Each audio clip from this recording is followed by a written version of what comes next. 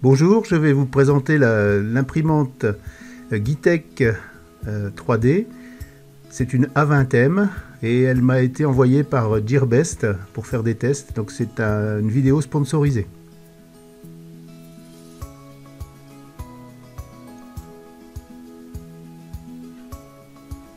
Alors on va commencer par déballer le matériel. Donc le carton qui est arrivé était assez costaud, hein, il n'y avait aucun problème.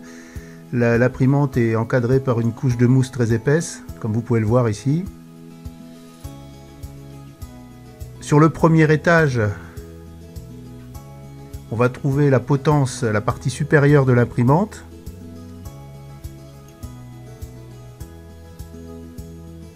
Il y a un petit sachet d'outils, il y a un câble USB, il y a deux couleurs de filaments. Ah, ça c'est le support des bobines.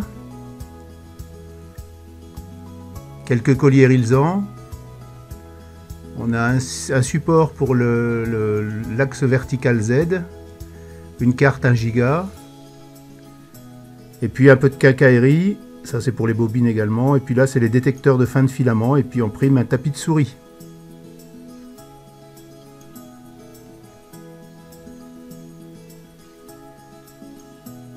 Un câble secteur bien accroché.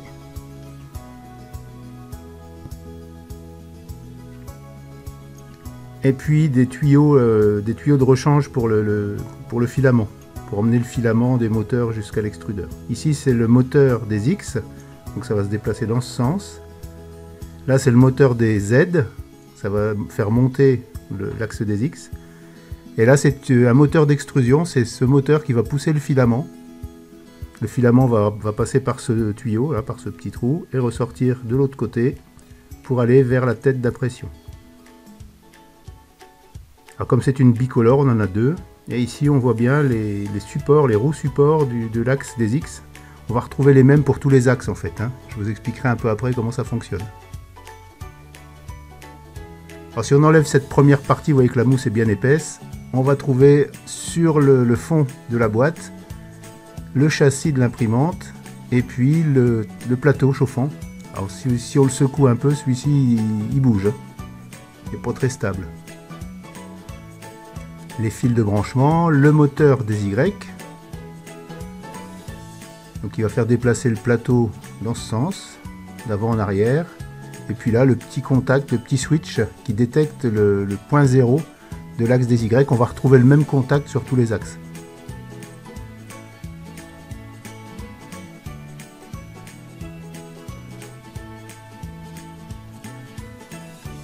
Allez, on va sortir l'imprimante du carton pour regarder la face avant.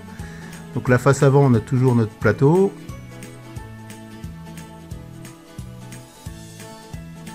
Toujours aussi peu stable, il n'est pas réglé encore. Ici on a l'écran, le bouton de commande, et puis sous le bouton, mais on ne le voit pas ici, un tout petit switch qui permet de faire un reset. À l'arrière, bon, là on a le câble qui va sous le plateau pour faire le chauffage. On retrouve le moteur Y et puis le petit switch de l'axe des Y. Sur le côté, l'interrupteur et la prise avec son fusible. Et un peu sur l'avant, ici la prise USB qui va permettre de raccorder directement l'imprimante sur un PC.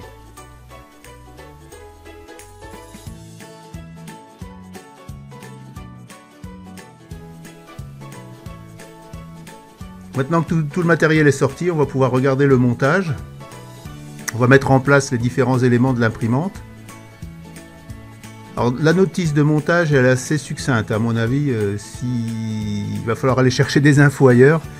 C'est très léger, hein, si vous n'avez jamais monté d'imprimante, ça fait un petit peu limite, quoi, hein. En plus c'est en anglais.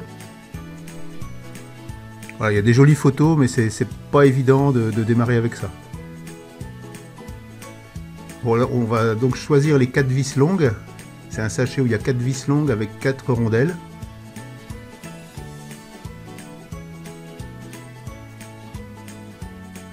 Et puis sous le châssis de l'imprimante, on va trouver un profilé qui est situé là entre les deux boîtiers, entre le noir et l'argenté, donc là, et on va positionner les vis de ce côté et de l'autre côté, on verra ça après. puisqu'on est dessous, on va regarder comment est fait le châssis. Donc dans un premier temps, on va trouver l'alimentation, avec ces câbles qui sortent sur la droite. On va trouver la carte de commande GT2560, qui est en fait une carte Arduino améliorée, avec un ventilateur un peu bruyant sur le dessus. On trouve ici la carte qui pilote l'écran, et qui gère le bouton de contrôle et la carte SD. Alors c'est une carte qui est toute nue, donc ça fera partie de mes modifs, ça va être de la protéger, parce que là c'est pas normal qu'il y ait une carte nue comme ça, et un câble qui relie la carte de commande et la carte d'afficheur. Donc on va mettre les vis sur le profilé, à chaque extrémité, 2 vis de chaque côté, pour fixer la potence. Et sur la potence, on a des trous avec un filetage qui vont recevoir les vis.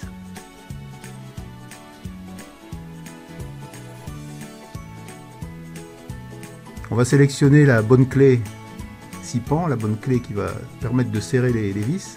Donc là j'ai mis les vis en place sur la partie gauche là, et la clé, et celle-là c'est la bonne, donc c'est celle que je vais garder pour faire le montage. Alors j'ai sorti les vis comme ça pour voir où elles vont, mais en fait c'est pas pratique pour monter la potence quand elles sont positionnées comme ça, mais au moins vous voyez où ça sort. Il y a l'équivalent de l'autre côté sur la droite. Alors, je préfère mettre l'imprimante sur un bord de table, passer les vis par dessous,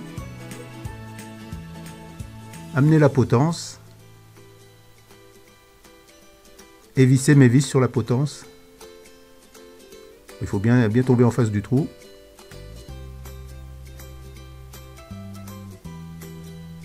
Là, je mets une vis, ça maintient déjà l'ensemble. On va mettre la deuxième après. Et on fait pareil de l'autre côté. Voilà, une fois que c'est mis en place, voilà, j'essaye de mettre bien perpendiculaire la potence et je vais finir le serrage.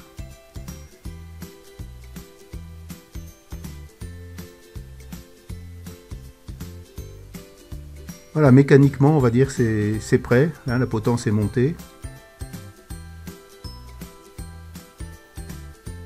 Alors sur le haut de la potence, on va fixer les 2 moteurs qui sont chargés de pousser le filament. Donc il y a des petits écrous qui vont venir se glisser dans la rainure du profilé. Ces petits écrous, ils vont venir se mettre dans la rainure, donc pas celle-là, je vous montre la rainure, mais nous on va les glisser dans celle de derrière. Donc je mets les écrous à l'intérieur de la rainure, et quand vous allez serrer, les écrous vont tourner puis se bloquer, et ça va vous permettre de fixer les 2 moteurs.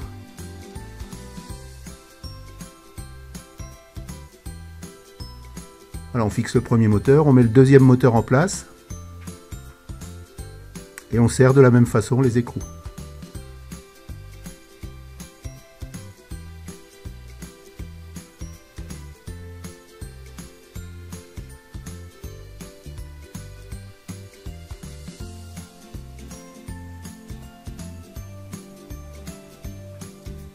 Voilà, c'est fait. Donc on a nos 2 moteurs d'extrusion qui sont posés. Alors de ce côté-là, on a un petit clip en plastique qu'on va sortir. On va rentrer le tuyau à l'intérieur et on va repousser le petit clip en plastique pour verrouiller le tuyau. Ça évite qu'il sorte. Donc c'est là-dedans que le filament de chaque bobine va passer pour descendre jusqu'à la tête d'extrusion qui se trouve sur l'axe des X. Voilà, c'est cette partie-là qui va chauffer le filament et qui va permettre de le faire fondre et de le déposer. Alors livré avec les extrudeurs mais pas monté, on a ces détecteurs de filaments, vous voyez ils ont une espèce de boule qui va leur permettre de se déplacer dans tous les sens. Sur le moteur d'extrusion, il y a une vis qui est en place, on va l'enlever.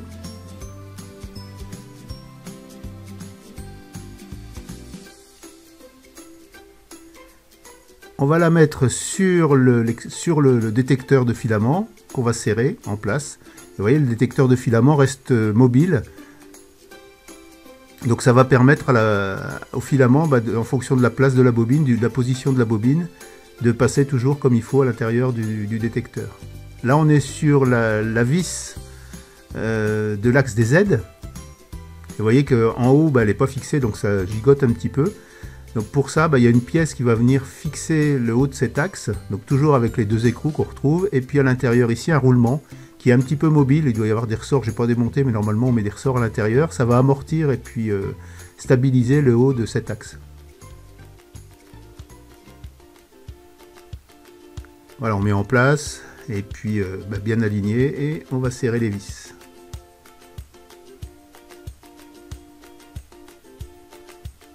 Voilà, ça bouge un petit peu, mais c'est normal, la barre est jamais 100% droite. Bon, là je suis revenu un peu en arrière pour monter les bobines, hein. On voit que le support de l'axe en haut est pas monté, mais j'ai dû inverser les deux séquences. Donc là on va monter la bobine, vous voyez qu'il n'y a qu'un seul écrou qui va fixer la bobine, ça fera sûrement partie des modifs que je ferai également. C'est-à-dire que je vais faire un support pour les deux bobines qui va venir se fixer sur la partie haute du profilet, et puis il y aura deux trous pour bien fixer les bobines et que ça ne tourne pas. Donc là il faut bien serrer parce qu'il n'y a qu'un écrou, hein, donc il faut vraiment serrer très fort.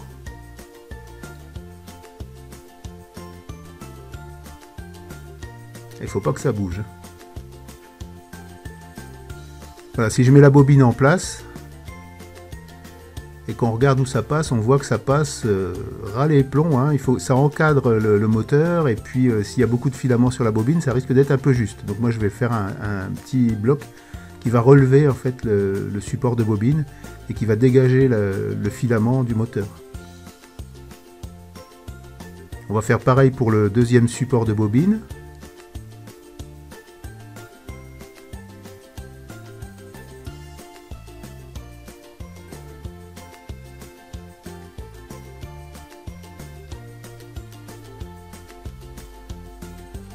Qu'on va bien serrer également très fort.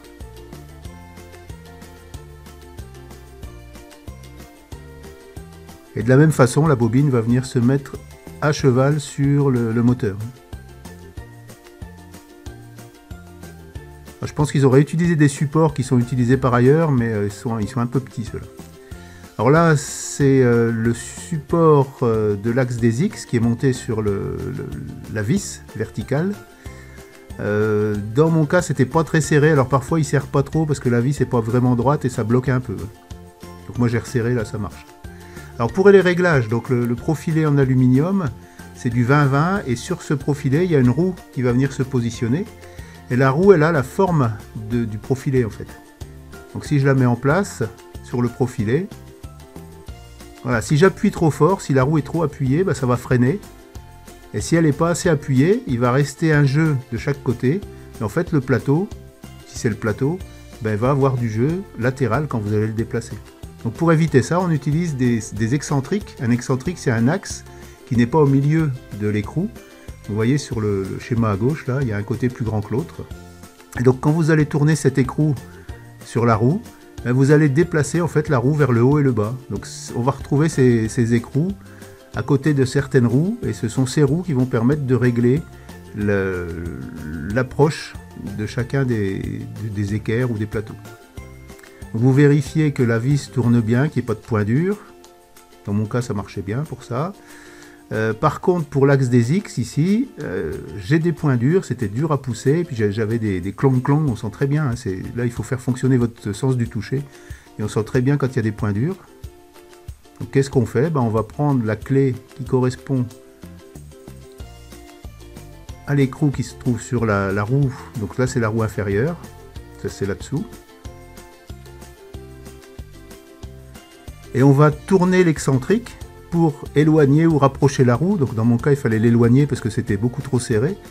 Donc j'ai éloigné la roue. On s'y reprend plusieurs fois, hein, et vous refaites déplacer jusqu'à ce que ça soit pas trop serré. Normalement la roue vous devez pouvoir la bouger à la main. C'est-à-dire que si avec les doigts vous faites tourner la roue, elle doit tourner tout juste, hein. Et puis si c'est trop serré, vous avez des à-coups. Si c'est pas assez serré, le support se déplace. Alors si on regarde, voilà, là c'est l'exemple typique, hein, le plateau. Regardez, ça se déplace. Donc on va resserrer ces deux écrous. Enfin on va toucher pardon ces deux excentriques pour aligner les roues, les mettre en bonne position. Donc moi j'aime bien voir ce qu'il y a dessous, donc j'ai démonté les molettes, j'ai sorti le plateau chauffant. Alors vous n'êtes pas obligé de le faire, hein, on accède au réglage sans démonter tout ça. Voilà, on voit bien que ça bouge dans tous les sens. Donc les deux roulettes de réglage sont les deux qui se trouvent sur la gauche. Voilà, c'est celle-là qu'on va faire pivoter avec l'excentrique. Si vous avez une clé assez longue, il n'y a pas besoin de démonter le plateau, ça passe.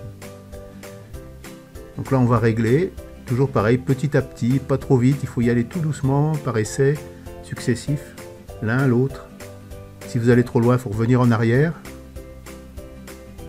Jusqu'à ce qu'il n'y ait plus de jeu, que ça soit pas trop dur, qu'il n'y ait pas de point dur, que voilà, il faut que ce soit parfait en fait. Alors une mesure que j'aime bien faire, c'est l'axe des X par rapport au châssis. Donc pas par rapport au plateau, mais par rapport au châssis. Et donc là, je vais mesurer la partie gauche de l'axe des X, 133,3.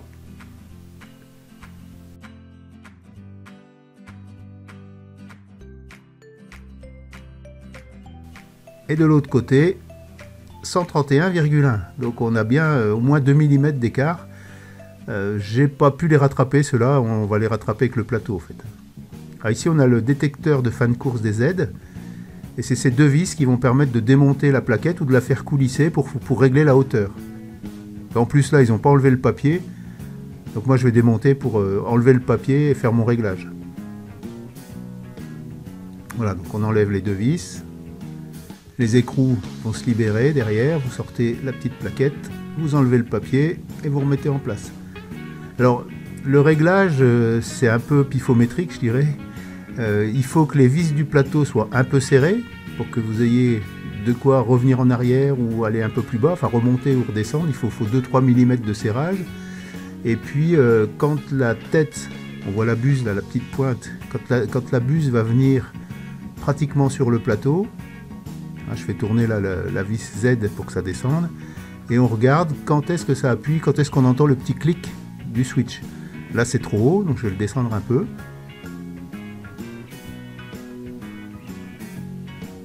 Voilà, on resserre.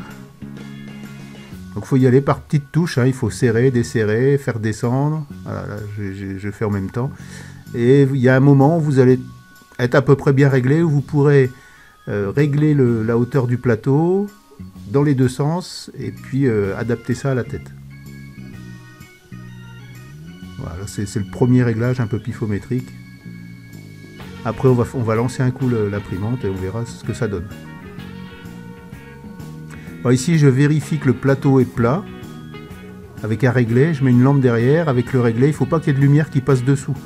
Alors si vous avez de la lumière qui passe dessous, c'est que le plateau n'est pas plat, ça arrive. Des fois il est creusé, des fois il y a une bosse au milieu. Bon là ça va, c'est à peu près correct.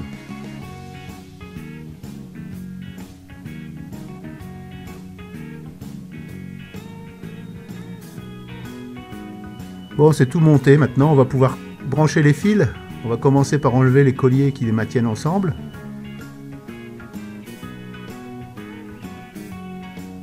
Donc ça c'est le plus gros paquet de fils. Et puis deuxième partie ici. Alors, je fais autrement parce que sinon j'ai les mains devant, vous voyez rien. Mais enfin il faut couper le collier sans couper le fil en fait.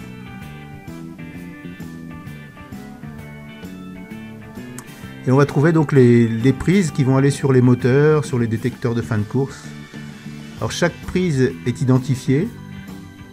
Donc il y a une petite étiquette sur chaque prise avec l'axe. Et puis à quoi ça sert, donc si c'est un moteur, si c'est une fin de course.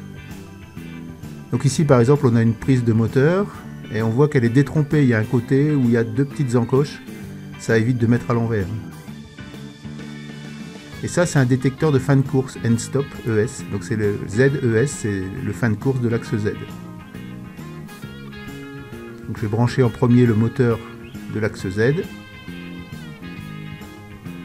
Voilà, c'est branché. Et je vais connecter le fin de course qui va permettre à la machine de savoir que le chariot est descendu et est venu appuyer sur l'interrupteur de l'axe Z.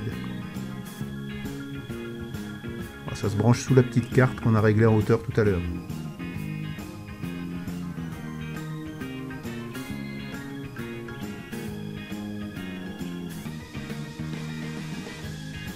Alors l'axe des X, ici, donc sur la partie horizontale de la potence, ça c'est le moteur.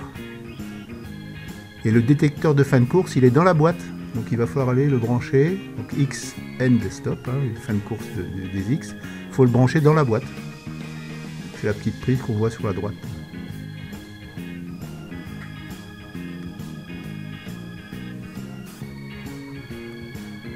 Le moteur des Y,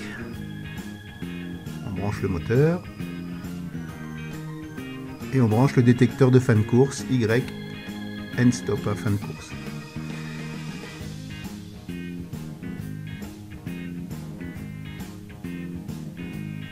Là on est sur la tête d'extrusion, c'est une prise qui se verrouille. Donc c'est une prise un peu plus grosse qui va venir se verrouiller. On ne peut pas la mettre à l'envers, il y a un détrompage et il y a un verrouillage. Alors vous la foncez, ça fait un clic et c'est terminé.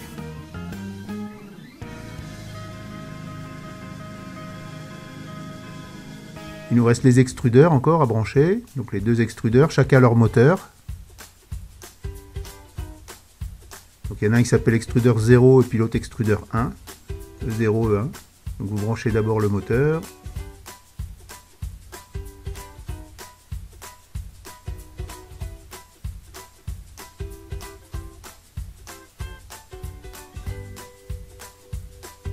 Et ensuite on va relier les détecteurs de présence filament. Donc qui vont arrêter l'imprimante quand le filament sera coupé par exemple ou que vous serez arrivé en fin de bobine. Par exemple la nuit vous lancez une impression, ce serait bête d'avoir raté l'impression parce que votre bobine est arrivée à la fin ou alors il faut vous lever toutes les demi-heures pour vérifier. Là la machine va s'arrêter et quand vous remettrez du filament, normalement elle doit repartir de où elle s'était arrêtée.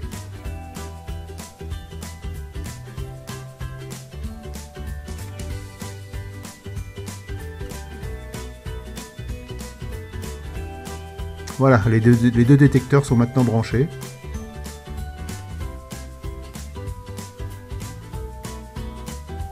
Alors l'ensemble des fils est branché, mais j'ai pas encore trouvé la position où je vais les mettre pour le fonctionnement. Donc il faut qu'ils soient suffisamment libres, mais qu'ils ne bloquent pas une roue, un contact de fin de course. Donc ça, j'ai pas résolu le problème encore. Voilà, maintenant tout est branché, on va pouvoir mettre sous tension et faire les premiers essais. Alors je vais d'abord enlever la protection qu'il y avait sur la plaque. Ça se pèle, hein, ça s'enlève simplement.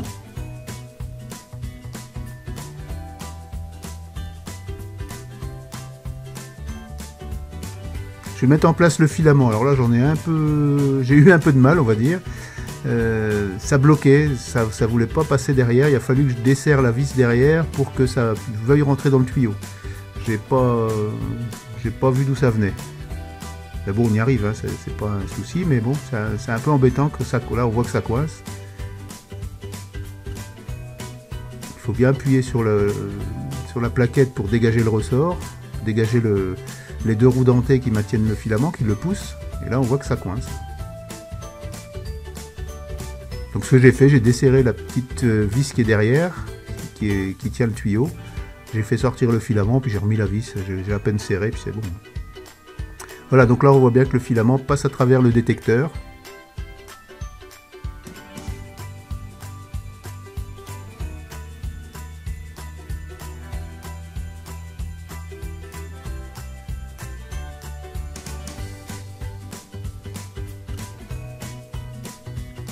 On va brancher le fil secteur.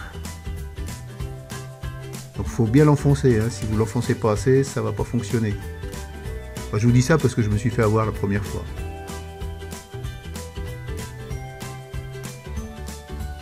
Donc en fait là je maintiens de l'autre côté, comme ça va bien à fond.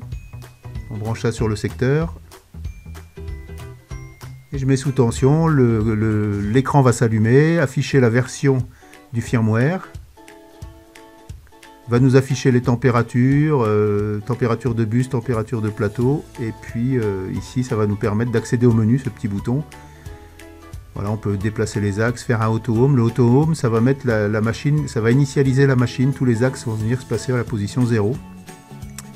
Ensuite on peut faire du préchauffage, on peut disable stepper, ça libère les moteurs pas à pas, ça va permettre de déplacer les plateaux ou les axes à la main. Voilà.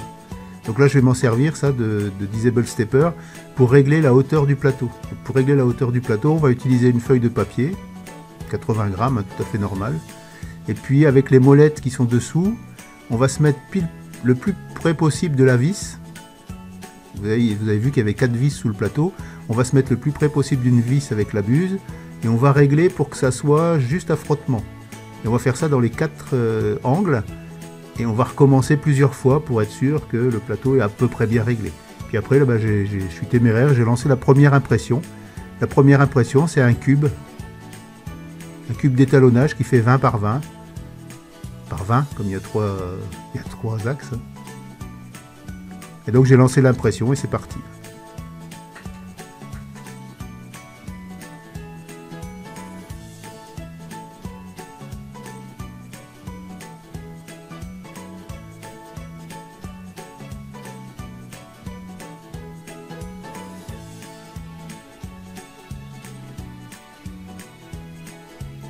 Voilà, les couches se montent petit à petit. On a des couches de, je sais plus comment j'ai réglé, 0,15, 0,20, hein, c'est des petites couches.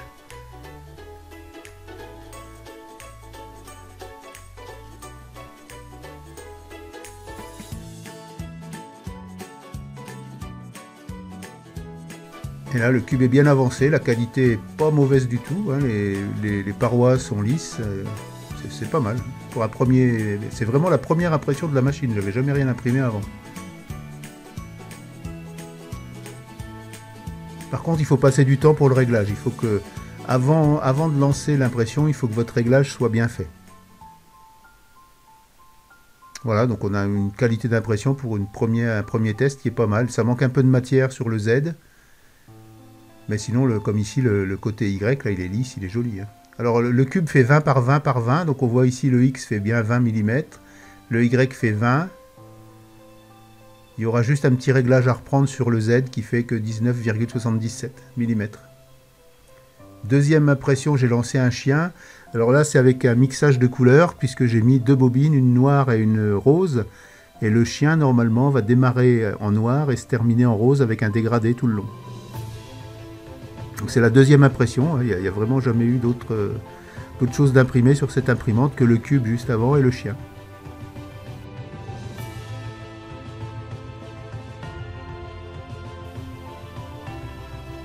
On voit que là aussi le résultat est pas mauvais pour une deuxième impression.